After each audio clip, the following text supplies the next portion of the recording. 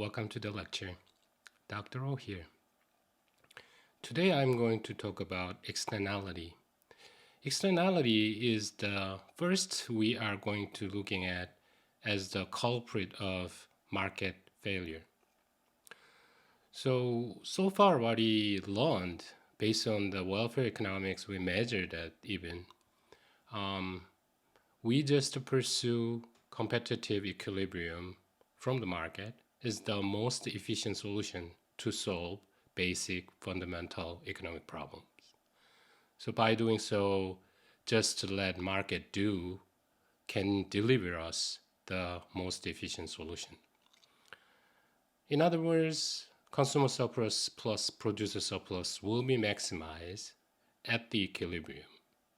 So the market solution under the case of competitive market, we need to just market decide to get into the equilibrium point. So that is the always used as the support of market systems, and all those classical economic schools and political vision of it supported and try to pushing that directions. But that includes lots of assumption about the market. Market should be, as I suggested, and as I mentioned, that competitive market should be there. But in general, market structure is not always competitive market, even though government or all the authorities try to make market moving to the more competitive. By doing so, we can get the result as the most efficient solutions. So from now on, we are going to looking at the what type of problem can be occurred. Like we assume that already that moving forward to the competitive equilibrium, but now the first one is externality we are going to go through today. So externality is the one condition that market fails. Well, first of all, we are going to looking at today what is externality, why it is important will be discussed. And then we are going to looking at why market equilibrium, the most efficient equilibrium, can be hurt by externalities. The externality exists that just make block or hinder to achieve to the equilibrium point. So we define what is a externality first and why it is impact on inefficient cases. And then it happens. We need to fix this issue. So how we can fix this? Externality exists.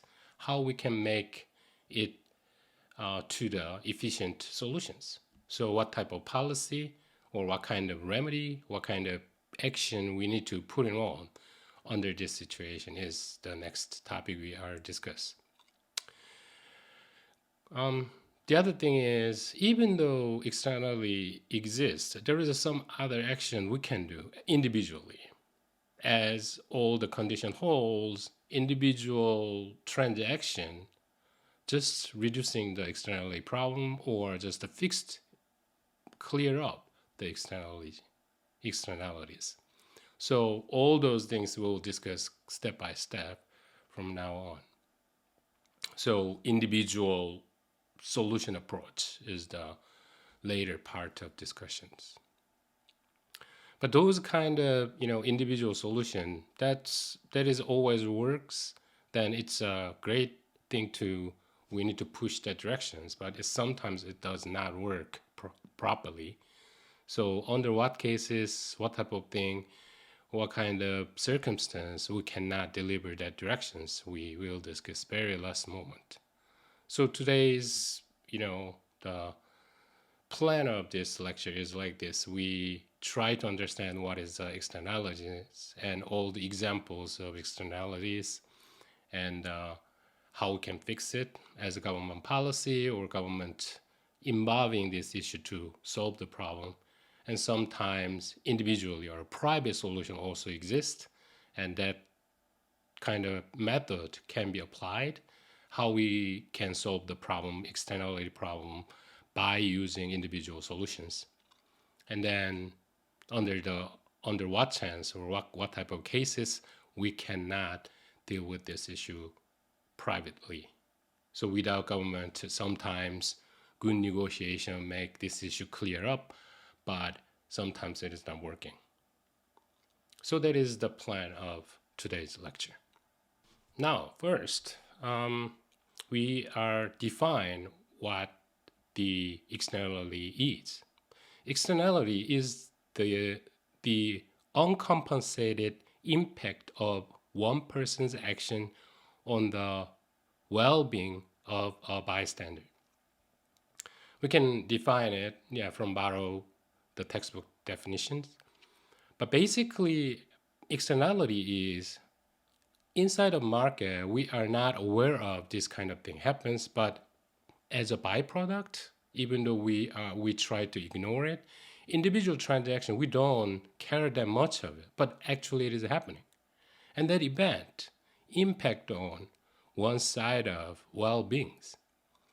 So socially, in the bigger picture, as time goes by, this will hurt one side of welfare, like a consumer surplus or producer surplus. And society perspective, it is bad, but we just ignore it in the transactions as the market transactions. So even though the issue is right there, but in that transaction, we just ignore it and then we transact it. So unattended externality problems is happening, and we just let it go inside of the market systems. It accumulated, and that the cost of that is belonging to society or economy. So social cost is right there, but as the lack of registrations, lack of awareness, or all those issues exist, so externality need to be dealt with to maximize social welfare, but in the private transactions, we don't care much at one point. So market transaction doesn't deal with that cost, but society point of view, it hurts, and it will accumulate. So we need to solve this issue. As long as a government perspective, we aware of it, and government point of view, we need to deal with it, and that externality should be internalized. So under that market transaction, also consider that cost on top of that private transactions, and we solve this problem in that way. So that is kind of government policy direction to solve the problem, externality problems. But sometimes, as a private sectors, like a buyer and seller individually can make issue like that. So to try to solve it by themselves without any government actions.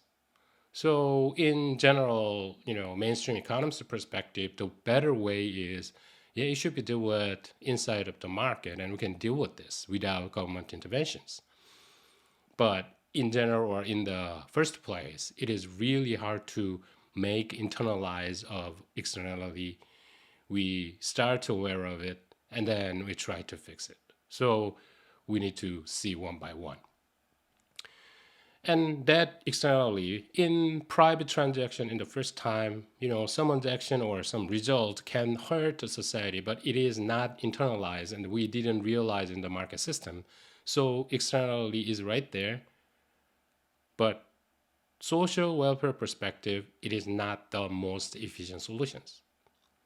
Without regarding that issue, then it can be the efficient solutions, the most efficient solution, but it is not once we realize it.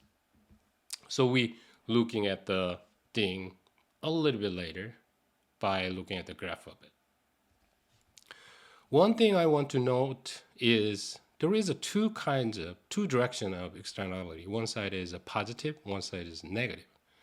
Well, both of them are, same amount, not efficient. So we are not aware of it, we are not dealing with it, yeah, those two positive negative externality has issue on it, and that is serious. So either side we need to deal with it. But positive looks more promising, even though negative is a little bit worse.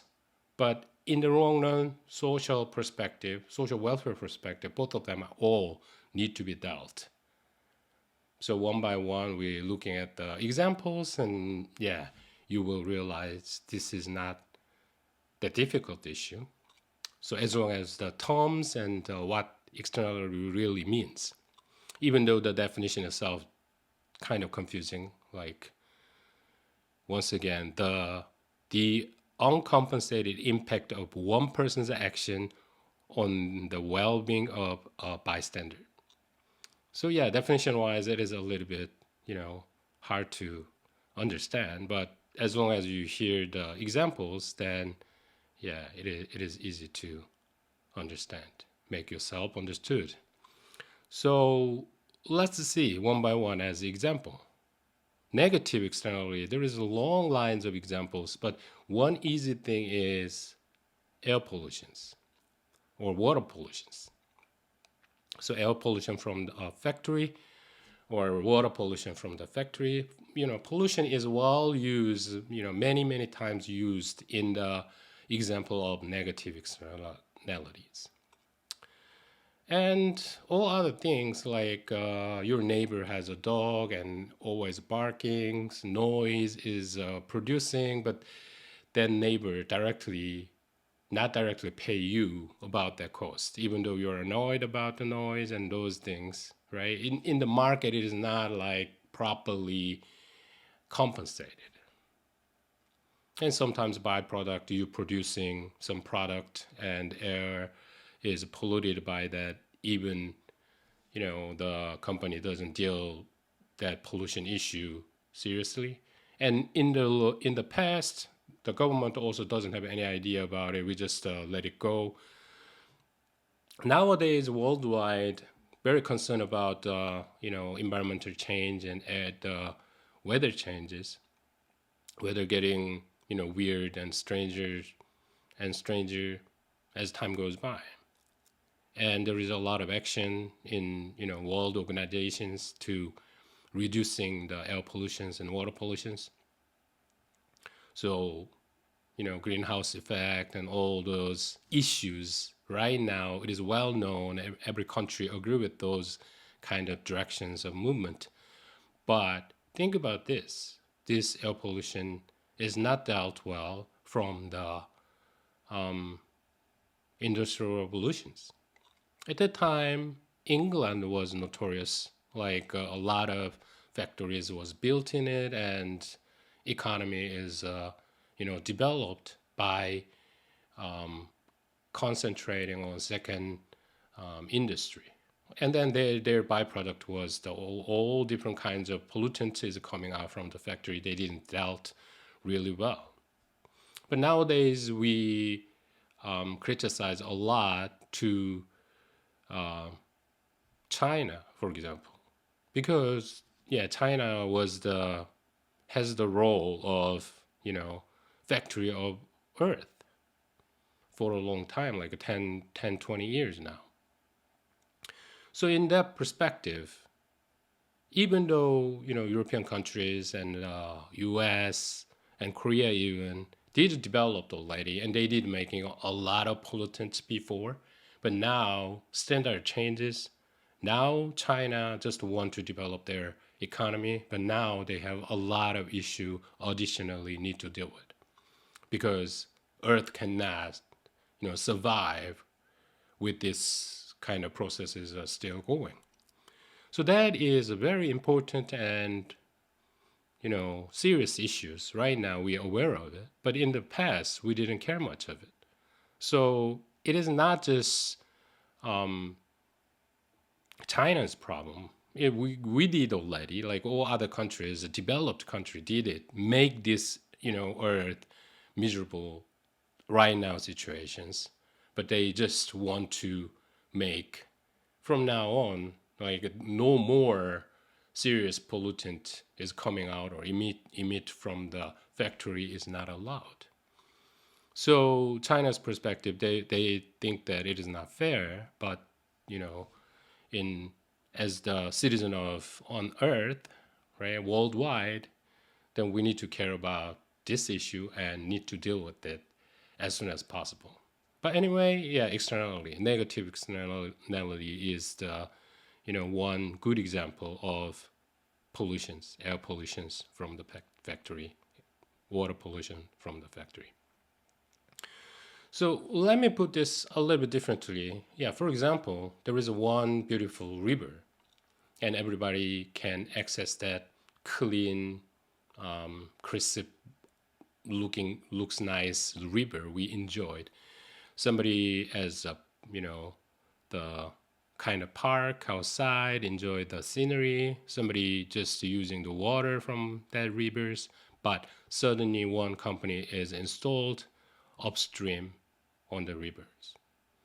Maybe that can be a good example of brewery. They produce with that kind of clean water to make a beer or wine or something like that. And then they made byproduct and pollutant is coming out from the process of production of wine or beer. And that is coming out to downstreams, and downstream the people who enjoy the scenery out of it and within the park, they will hurt because of that pollutant coming out from the factory. But it is not directly compensate from the main culprit of that factory to the person who used to enjoy downstream area as a park or the source of water. So that is a good example of negative externality. There's all other ones like noise pollutions and health risk because of all those factories and some substance as produced by economic growth process. All those things we didn't deal with it correctly, and we need to fix it. But if we ignore it, then market system itself doesn't solve those kind of cost right directions. So I hope you understand this issue now. Oh yeah, externality is like that. In general, it is not dealt directly, so it makes a issue and trouble. Now let's see it a little bit differently with graphical presentations. Now you can see this graph. So this graph is showing the externality situation. So original demand curve marked as a D and is equal to MB, which is marginal benefit. So by willingness to pay, amount is right there, and then difference between the market equilibrium price, transaction price they need to pay, and then consumer enjoy the difference, each one of it, and all the accumulated triangular shape is original consumer surplus. But now we have D as MB, marginal benefit, additional benefit consumer can get or the buyer can get. So in that perspective, demand curve can be interpreted as marginal benefit right here. And next one, supply curve is up there. Orange color lines. S is equal to PMC. So P stands for private marginal cost. So one time I told you about this. Supply curve is nothing but marginal cost from the factories or farm. So this is the reflection of it. We will learn about this fact when we reach to the producer theory. But let's accept it at this point, and we're looking at it, and I labeled it as original supply curve without consideration of externally is PMC, private marginal cost. And there is another bottom brownish gray color line, MEC, marginal external cost. So once externality exists, this cost is involving per unit of productions. So we just can imagine that some company or firm produce byproduct of pollutant, and we need to clean that pollutant and need each one of the unit produced, then the additional cost is necessary per unit. So MEC curve is upper sloping. Sometimes it's horizontal, but yeah, anyway, we can assume whatever situation we have. But let's just think about the MEC marginal external cost is increasing as the unit is increasing, the production is increasing amount. So that looks like it. Then we can change to the PMC or supply curve and adding one by one on top of PMC plus MEC is equal to social marginal cost curve. So that is not parallelly moving because each one of the unit they produce, that additional amount they need to pay as the cost is adding up vertically with S plus MEC is equal to SMC. SMC stands for social marginal cost. So actual cost we need to deal with is SMC. Socially optimum point is SMC and MB, which is a demand curve, cross each other, intersect each other. So the point itself as the Q star, the greenish point is showing that social optimum. Without any intervene of the considering of externality, then automatically market showing that PMC is equal to MB, which is demand supply meets intersection point is right there, the cross section with the orange line with blue demand curve. But now optimum for the social point of view, social optimum point is green, which is red SMC intersect with blue demand curve, marginal benefit. So interpretation of supply and demand as marginal benefit and marginal cost. So cost benefit analysis exactly the way we dealt with as market systems, market model, supply and demand model. So under a certain consideration as a government, do we go for this project or not will be determined by cost benefit analysis, which is based on same logic as what we dealt with the supply and demand model. We can see as this graph. So yeah, let's just see a little bit more. So SMC and MB, which is demand curve is cross point, is green equilibrium point. That is, as I told you, social optimum. As the amount is a 50,70, as I can see, and original point market equilibrium without dealing with externality is a 60,60. So now, yeah, we deal with the social optimum because we didn't care much of externality cost. So external cost we need to consider, but we didn't. So each one of welfare area you need to check under the change of this scenarios. So area calculation, yeah, you're using the integration if you know the calculus. Other than that, we are using the area of a triangle and rectangle, those things. And you can mark it with one of it, each one of it, and you can figure it out, this change of welfare one by one. I will go further with the changing of the welfare next time. To be continue about this graphical presentations, there is one more line, dotted line, which is supply plus tax.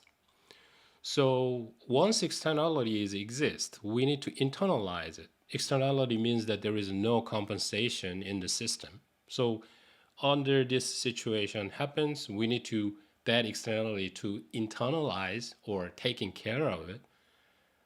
In that cases, whatever method it is, one of the policy we can deal with is paying or imposing a tax on it. So supply side byproduct is happening. So we impose a tax to the seller, which is a producer. And then we know, or we measure the exact point, which is 50,70 at this point. And then we can move private marginal cost curve to exactly match with social optimum point by imposing tax. So that is a dotted line that is exactly intersect with the green social optimum point. That amount is parallelly moving to the PMC to S plus tax curve, and we can fix it or internalize with tax policy. It is called Pigouvian tax or corrective tax. So corrective tax is, we internalize the externalities in that perspective. We correct the situation. We named it correction tax. And in other words, Pigouvian tax, this kind of tax was advocated or invented by the economist Pigou. So we call it Pigouvian tax. So by imposing a tax, we can internalize externality and solve this externality issue by imposing a tax. So we delivered private, equilibrium point to social optimum point. As we can see, M is C, marginal external cost is exist, then we need to deal with it, right? In the long run, that cost is huge. And we can see, I will draw again and explain about this welfare changes under the consideration of all the costs later. Next, I'm going to talk about the examples of positive externalities. So positive externality, one of the most famous example is education. Why? Education.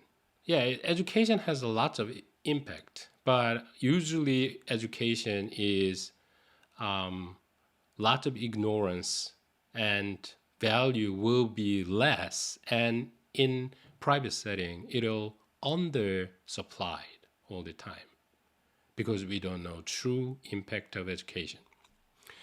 Well, there is a lot of research about education and what is the true impact and what kind of benefit in generally social point of view we can get. In the long run, this kind of impact is obvious, and there is a lot of research backed up support of this idea. As a society or community has more educations and lots of educational setups and researches and all those things support society looks better, and so society improve, and so society or economy realize what is the better way. So society itself or community itself is getting better by education. But education itself, as a selling and buying privately, cannot deal with proper amount of it as a social optimum point. Well, one of the arguments is like this. As average educational level is higher and higher, the crime rate will go down. And also, the education is changing or investing your capital or your asset as a human being. So one theory of economics, we are saying human capital investment. Education, in other words, every single human beings have some kind of asset, but that asset can be increased like capital. Well, there is extreme explanation of point of view, which is the productivity of each individual cannot be improved by education. It is from the gene, which is directly coming out from their parents or ancestor. That is one extreme case or point of view. So education itself doesn't change the productivity. Why productivity? Productivity itself is measured as your level of wage. So based on the market theory, your wage can be measured by marginal productivity, marginal labor productivity of individual. So that is the most efficient, measurement and the efficient theory backed up by the wage can be determined, how wage can be determined. But yeah, some economists or some people believe that productivity is given once you're born, then that doesn't change much. But another side of it is human capital investment theory, which is, yeah, some part of it. Obviously, some people have a genes and brains and all the, body shape and the history of your body change can be mainly determined by your parents or your ancestor. That kind of thing, genetics doesn't change much of it.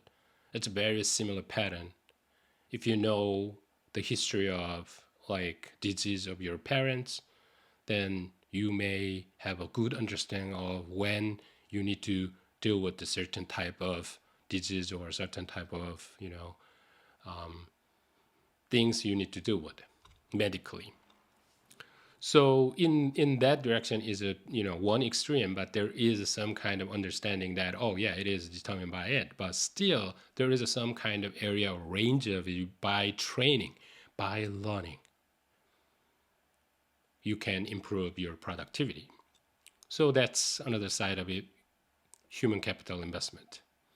So we accept a little bit of human capital investment theory, then we believe that education have individually lots of impact on it, but as a group or on average, level of education is increases and people is smart as a group and they making a better way to with all the social issues and economic issues, and the society or community can be improved more faster or proper and better directions.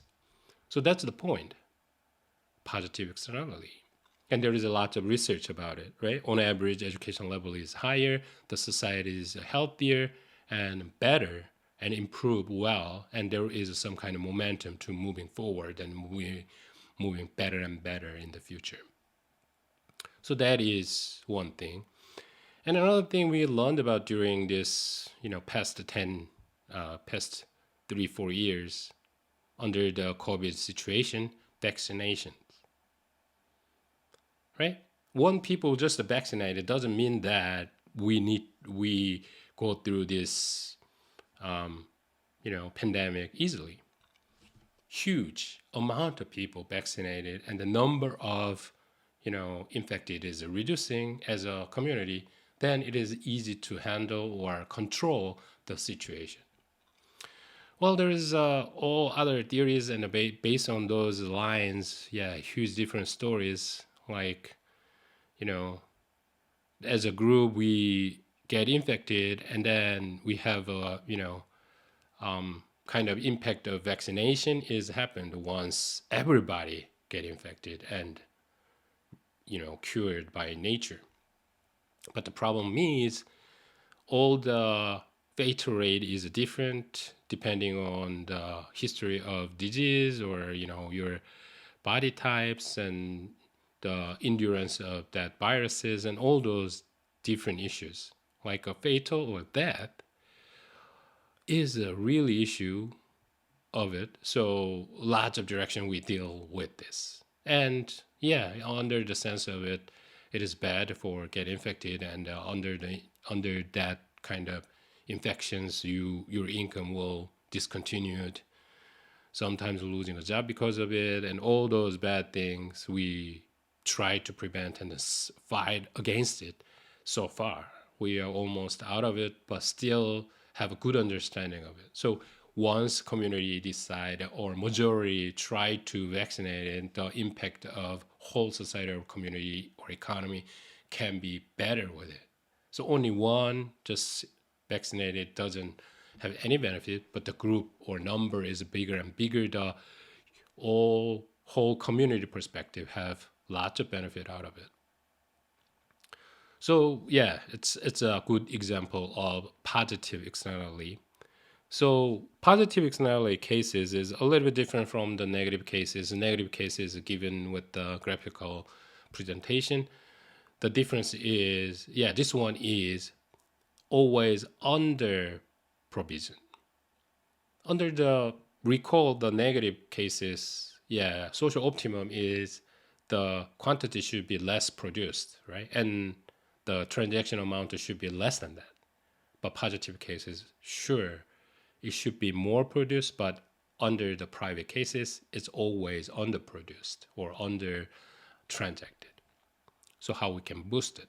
Yeah, subsidize demand side of it. By doing so, we can solve the issue. We will see about this graphical presentation next time. So good example of positive externality, education, vaccination, those kind of things. So in this part, I'm going to talk about two big categories of how we can internalize these externality issues. So one thing is command and control policy, which is quantity control. So I showed you as a graph as, imposing a tax. Tax itself is one a little bit, based on the market system. But the control itself is, yeah, government believe that this is a social optimum amount, produce it. We decide or control or command. So quantity control is more direct relative to market system. Market system is, yeah, under the provision of supply and there is some kind of demand, we understand it and we fix it with one side of market, so supply and demand. So that is market-based policy, or another one is command and control. Command and control is direct quantity control. Quotas, like, those kind of mindset right there, that amount is need to be transacted. So control itself is, if we know all the information and control the economy, command and control is a better way, we believe. But as we realize that it is really hard to achieve that information correctly all the time. Even though data is abundant right now, there is a lot of issues and another additional things we need to consider under that situation. So as an economist's point of view, we dealing with supply and demand based model, which is, market-based policies right there. Sometimes we tax on it if it is negative externality case. Sometimes we try to subsidize it as positive externality case because we believe that education is good, but under the private provision, it is always underproduced. And sometimes we have another method to deal with it. Recently, we use this, and you may know about this. So, certain permits we produce, like this, yeah, world organizations of dealing with this environmental issues. Each country has a quota of emit pollutant. So they need to buy it and voluntarily transact the permits, like a right to emit pollutant. So everybody's selling the tickets to the right to making those substance. That is transactable, and yeah, selling the tickets or coupons to allow to make those kind of pollutant or produce that kind of pollutant. So that is another method to deal with on top of taxing or subsidizing or using the coupon or permits. Yeah, in the worldwide we are using that for a while under or everybody was in that kind of committees or usually US have more pollutant producers, so they need to buy it from the Russia in all days. But nowadays our situation is a little bit changes and all those other issues or other movement is right there. And company also voluntarily try to make, environmental issue aware of it and try to move that directions. But before that, we did have those kind of permits transacted on top of like taxing and subsidizing. So those things is market-based policies or command and control. So two big categories of it. But we obviously prefer to market-based policy relative to the other side. So the last part, I want to mention about this dealing with externality issue, how we can internalize it. Usually, we believe that government intervention is necessary. Market fails because of the externality, so government needs some actions. But sometimes, privately, we can solve this issue without intervention. So that's a good way to just we're looking at government doesn't touch it, but individually we can solve this problem. This one is already discussed in old days. The one economist, Coase, he based on the legal issues and law and economics, experts, and he suggests this as a Coase theorem. Well, the main issue Coase theorem coming out from is the tragedy of commons. So the situation is like this: in the middle of village, there is big grass field exists. So this one is not belong to anyone. Anybody can access it. Around the green, there is a lot of farmers raising cows. Let's say 3 farms exist around there, and anybody can feed their cows in that green field. So that grass field, anybody can access it, and as time goes by, that grass field will be turning to barren. Why? Because it's a free. Nobody have control over it. So farmer A, farmer B, or farm C exists. All those cows are coming into that area, and those cows eat all the grasses. Under the situations, what should we do? So Coles think about these issues. Oh, that issue is coming out from the property rights. So as long as a property right is given, the problem will be solved. So yeah, it's a kind of common resource issues. But yeah, still, we don't want that green grass field is just turning to disappear or turning to barren. That's bad. So how we can deal with it? Then, yeah, anybody have property right on it. It doesn't matter, regardless anybody. It can be belong to farm A or farm B or farm C. The issue of the grass field turning to the barren will be disappear because one have ownership on it. Then they try to control of supply of grass. They can charge some part of it, or even government to hold it, government property, so government can control as a time wise or quantity wise. They can control it because I have it. That's mine. So because of not non-proper property right is given on that grass field, that's why it is turning to barren, or the tragedy of commons. That area is a common areas, so it makes an issue. So it doesn't matter who own it, but once ownership is determined, the problem is solved.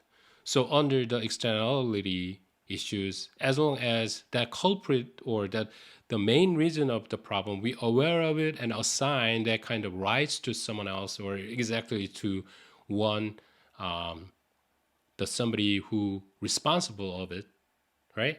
It is determined, then problem will be solved privately without intervention of government.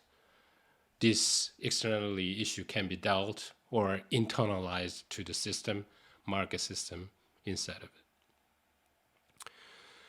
So yeah, as long as it is dealt with it, but that problem or that theorem has a good insight to solve the problem individually or privately, but the problem is right there.